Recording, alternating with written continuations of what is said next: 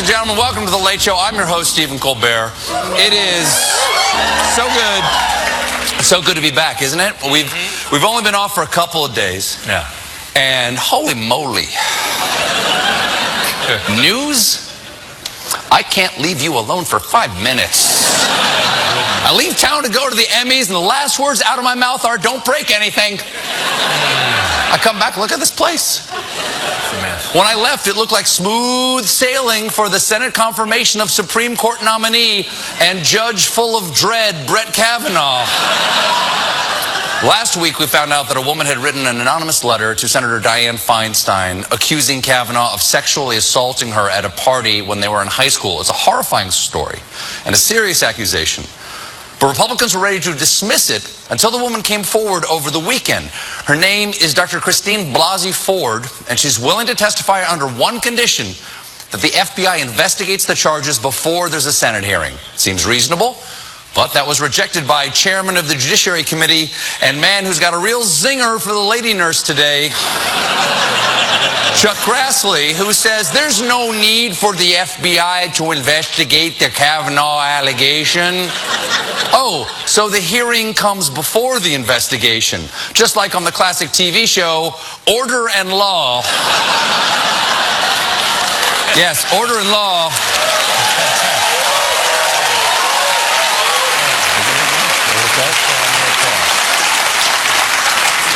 Executive produced by Wolf Dick. And Grassley's not alone. Trump also doesn't believe this is a job for law enforcement. Well, it would seem that the FBI really doesn't do that. Yeah. The FBI doesn't have time to investigate sexual assault. That takes precious time away from finding real criminals like the author of the anonymous op-ed. Stop him before he ops again. Show me the precedent. Someone show me the precedent for the FBI investigating sexual misconduct claims against a Supreme Court nominee. The first I learned of the allegations by Professor Anita Hill was on September 25th, 1991, when the FBI came to my home to investigate her allegations. All right. I guess all Dr. Blasey Ford's asking is that Congress treat her with the same respect and dignity they gave Anita Hill. The bar could not be lower if you dropped it in the Marianas Trench. Now, Kavanaugh has categorically denied the allegations against him, and one of his most ardent defenders is Senator Grassley, who released a letter in which 65 women from Kavanaugh's high school days attested to his integrity. First off, what teenage boy knows 65 women?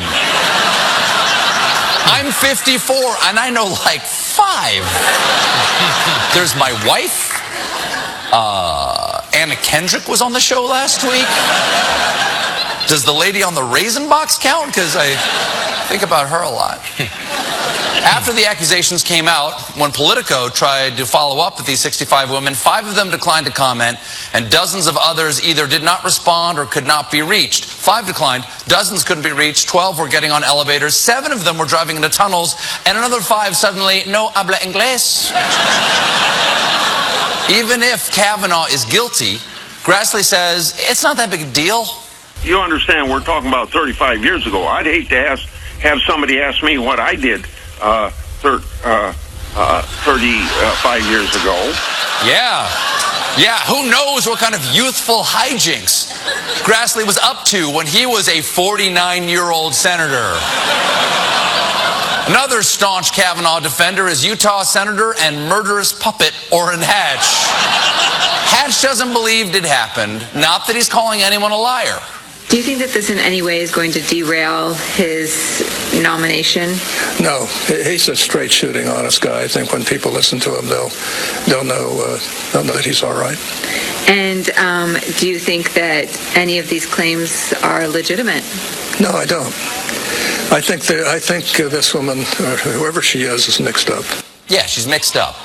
You know that thing where you remember being the victim of a violent sexual assault, and you remember that there was a witness there, and you talk to your therapist and your husband, and before the guy's a nominee, you write a letter to your congresswoman describing the attack, and she forwards it to your senator. You've taken past a lie detector test, and then later it turns out your glasses are on the kitchen counter. It's just a mix-up. Just totally mixed up. Wow. Then there's the spokesperson from the Judicial Crisis Network who equated this assault to rough horseplay, which raises the question, what has Brett Kavanaugh done to horses? Can't help my horse. All of these defenses are part of the GOP's attempt to have it both ways. He didn't do it, and if he did, it doesn't matter. Because as one anonymous lawyer close to the White House put it, if somebody can be brought down by accusations like this, then you, me, every man certainly should be worried. No. No, they shouldn't. Not every man goes through a sexual assaulter phase.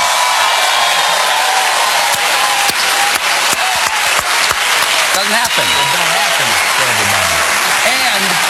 And to anyone out there who's saying boys would be boys, you should not be allowed to raise boys. Or girls. Maybe a plant. Maybe a plant. We'll talk. A cactus. Speaking of disturbing, since I started hosting this show, I've had to cover some rather unfortunate topics. For example, everything all the time. Yesterday, the news hacked up a truly memorable hairball. So I have to warn you. Following story is unsuitable for viewers under the age of dead. Of course, I'm talking about Donald Trump's penis. No, I have to, legally. This is Stormy Watch.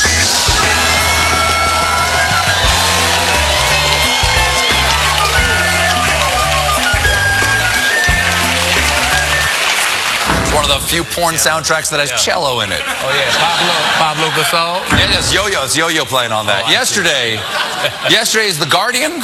The Guardian newspaper in England leaked a portion of Stormy Daniels' new tell-all book, Full Disclosure. In the book, Stormy recounts her encounter with Trump in harrowing detail. She describes Trump's penis as smaller than average, but not freakishly small. Not freakishly small. That's actually kind of nice. Not freakishly. I don't think your penis is small enough to have its own tent at the carnival. Or really a tent anywhere. Stormy went into further mind-searing detail, so strap in. He knows he has an unusual penis. It has a huge mushroom head, like a toadstool. I lay there, annoyed that I was getting by a guy with Yeti pubes, and it like the mushroom character in Mario Kart.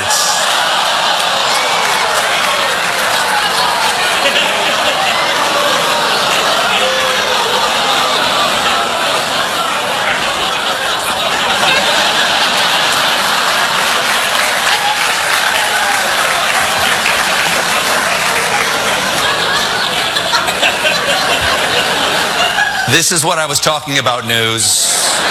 I go away for a couple of days with my wife to the AMAs. I come back, banner headlines, presidential cartoon mushroom penis. Who's going to clean this up? But let us soldier on. The mushroom character she's referring to is named Toad, seen here reacting to the news.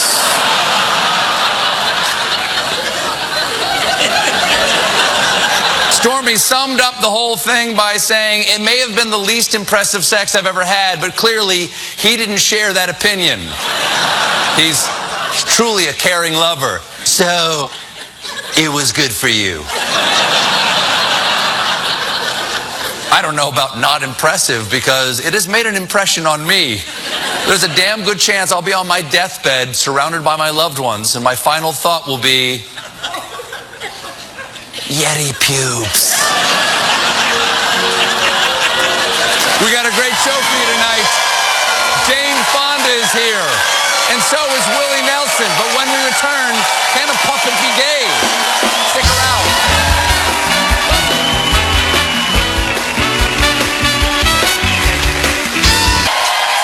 Good to see you.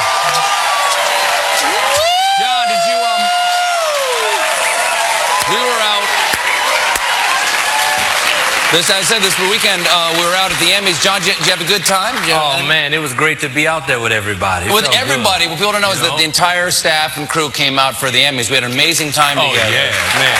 We had a real good time. It was amazing, so fun. Oh, yeah, so I love being out there with everybody. And we want to congratulate John Oliver and everybody at Last Week Tonight for winning Variety Comedy. Yeah. Good show. It's a huge achievement. They'd be very proud. But I have come to the realization that I think, at this point, what's that?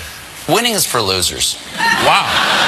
Wow. When did you come up with that? I'll tell you why. Anybody can be happy when they win. Right, right. But my staff was so incredibly happy at the after party, it was like they won. It takes real winners to be happy when they lose. Amen. That's right. I'm with that. You know? So, you know, all the best people are losing at this point. You know, better luck next year, John Oliver. Okay? Now, while we were gone, Hurricane Florence ravaged the Carolinas. And the worst of it may not be done, as floodwaters are cresting this week. And if you want to help the recovery effort, and you do, we have compiled a list of charities you can donate to. Just go to facebook.com/Colbert Late Show and have your credit card ready. And I want to give a special shout out to Chef Jose Andres, whose charity, worldcentralkitchen.org, served 3 million meals in Puerto Rico after Hurricane Maria and has already set up and fed 80,000 people across North and South Carolina following Florence. They're doing great work, so please also support them too. Thank you, Jose. And it's in times of national emergency that we look to guidance from our elected leaders or Donald Trump. Now, the president, sensing the importance of the situation, posted a video that showed he had a real grasp of the facts. This is a tough hurricane, one of the wettest we've ever seen from the standpoint of water. So true. So very true. Wow. So very true. And that statement right there is one of the dumbest we've ever heard from the standpoint of stupid. And today, in my home state of South Carolina, Trump spoke about the upcoming challenges as he toured the aftermath of the storm. And now it looks nice, but it's really the calm before the storm. No. Not the calm before the storm. Close, but totally wrong. But there's another big story stirring debate right now, this one involving two characters we all know and love. Sesame Street's iconic characters, Bert and Ernie, have been friends for decades. But the long-time debate over their relationship just took a new turn. A former writer on the show said in comments published last weekend he considered the two to be a gay couple and based their relationship on his own. What? But they go against all gay stereotypes. Bert has a unibrow, and neither of them owns a second shirt. Sesame Workshop. Wow. Sesame Workshop has repeatedly denied that they are gay and tweeted, even though they are identified as male characters and possess many human traits and characteristics, they remain puppets and do not have a sexual orientation. Yes, they remain puppets. And Pinocchio continues to mock them with his cruel laughter. So, are Bert and Ernie a gay couple, or are they simply two adult asexual men with no outside relationships living together to dull the pain of their loveless existence? In any case, it's 2018 and this whole argument feels a little dated. The question we should be asking is, are the Ninja Turtles a pansexual polyamorous quartet? Yeah. What about Splinter? What about Splinter? I hear Splinter likes to watch. Whatever their orientation, I wish Bert and Ernie good health, good fortune, and many happy weekends at the bed and breakfast owned by their friends, Statler and Waldorf.